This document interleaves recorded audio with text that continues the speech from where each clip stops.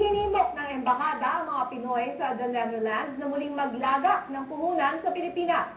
Inisa-isa rin ng mga otoridad ang mga magagandang pagkakakitaan. The report si Louie Galicia.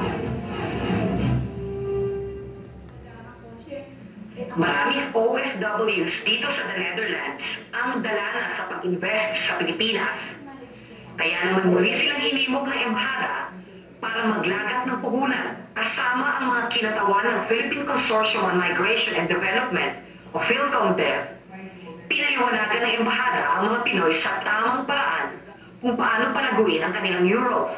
We hope that activities of this kind could still be done by the embassy, and we encourage Philippine communities here in the Netherlands to also make priority issues of migration and development, because this does not only affect themselves but their families as well.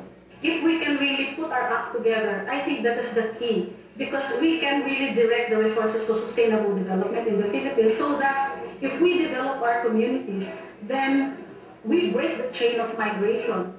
Dahil raw ngayon ang mais, simula nang itigil ng Estados Unidos ang pagbenta nito sa merkado para gamitin bilang biofuel. Bukod dito, malaki rin daw ang pakinabang sa maraming produkto sa Pilipinas tulad ng organic rice, muscovado sugar, lemongrass, at essential oils. Pinayuhan ng PhilCOMDEV ang mga Pinoy na sanggatan sa pamumuhunan ang matatag na pananalig at tibay ng loob. Normally, you would say, a lot of, I don't know any of the food that really Canada. What I advise is maybe to go back and see where the kinks in it. Because the paying system has been there for 100 years. But a lot of people have beaten the paying system.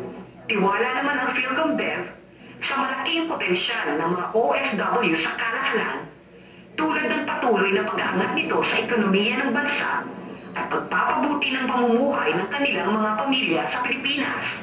Para sa Balitang Europe, Louie Galicia, The Hague, Netherlands.